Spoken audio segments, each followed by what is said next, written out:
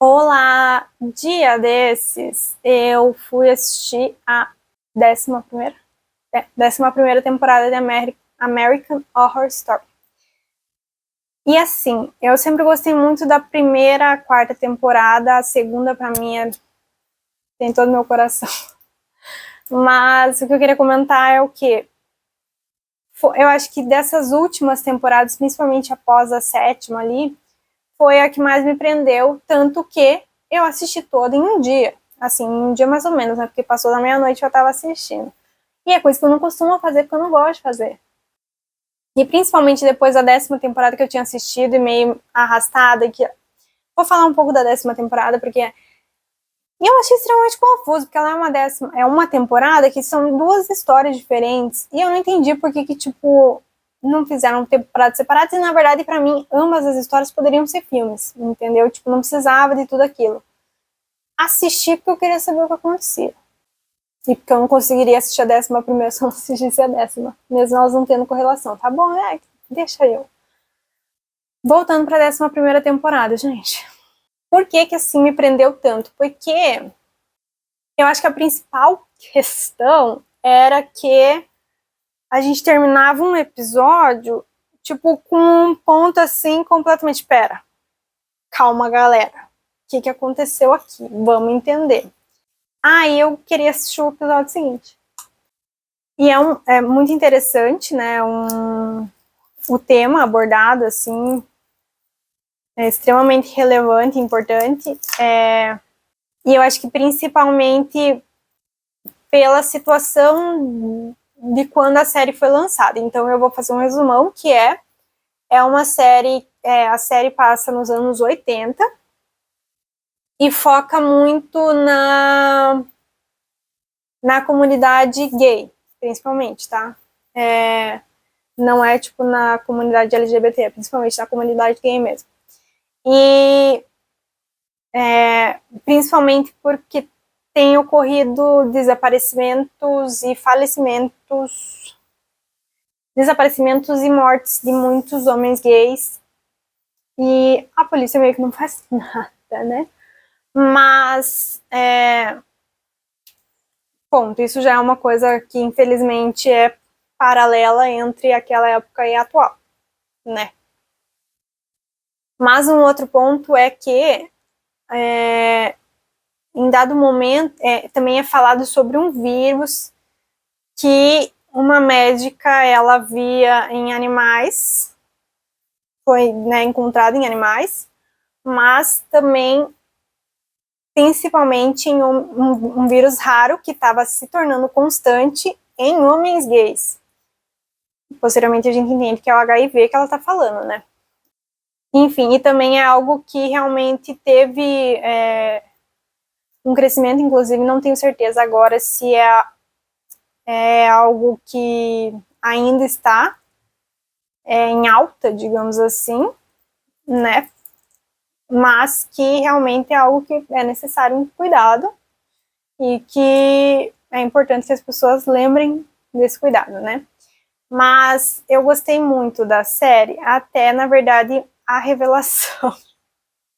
Uma das revelações finais que me deixou um tanto quanto frustrada, porque assim, a gente realmente descobre quem que estava matando homens gays, mas a gente tem dois caminhos relacionados a essas mortes e esses desaparecimentos dos homens, né? O primeiro é um rapaz que ele quer, tipo, realmente chocar as pessoas, provar que a comunidade gay está sendo morta, para que isso melhore a segurança, né? Vamos deixar abaixo essa parte. Mas a outra história tem um homem mascarado que quando ele aparece, alguém some, ou enfim, e daí, tipo, em dados momentos ele tem brigas de corpo, lutas, né, físicas com outras pessoas, inclusive tem um policial que ele é um policial gay, mas que ele foi casado com uma mulher E a gente também acompanha esse decorrer dessa história, né? Mas o que eu achei extremamente complicado é depois dar a entender que esse cara mascarado e representa o HIV. E eu achei, assim, de uma estigmatização péssima, sabe? Então, isso foi algo que não me agradou. E principalmente porque em dados momentos para mim não faz o menor sentido, porque existem situações em que ocorre uma discussão, ocorre uma situação literal, assim, com esse homem. Eu não sei se realmente não é, tipo, se existiu algum homem mascarado que fazia isso, porque... E daí, tipo, como existia esse homem mascarado que assustou algumas pessoas, mas não chegou realmente a levar de arrasta, né? Aí, por isso, ele se tornou a margem do HIV, né?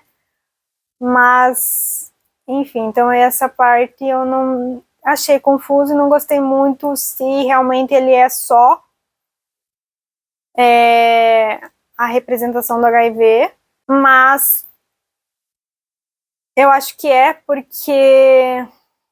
Então, porque assim, que a primeira história que acontece é um rapaz indo na polícia relatar sobre um cara mascarado. Aí eu não sei se isso meio que, tipo, se tornou um medo comum, digamos, e que pode ter sido realmente esse rapaz viu esse homem mascarado em dado momento e, enfim. E daí se tornou um medo comum ou se, tipo, realmente já era uma representação, né, do HIV e tal. Não sei dizer. Aí essa parte sim me pegou um pouquinho, mas uma das coisas assim que eu, considerando esta questão desse homem sendo a representação do HIV, essa médica, ela tá grávida, né, essa médica que tá estudando HIV, ela tá grávida por inseminação da doação de um amigo gay dela. Aí ela acaba descobrindo que também ela está com HIV, e a parte que eu achei interessante é que sempre que esse homem mascarado aparece, que dá muito a entender que realmente ele é a personificação da HIV, apesar da questão de estigmatização que eu falei, né? As pessoas ficam com medo. Então, tipo, sempre tem, assim, uma grande comoção quando ele aparece e tudo. E quando é com ela, não. Tipo, ele aparece ali na janela dela e ela só segue a vida dela, tipo, meio que ela sabe o que tá acontecendo, sabe? Tipo, ela entende aquilo, ela tá esperando aquilo, porque era algo comum de acontecer, né? Nos anos 80.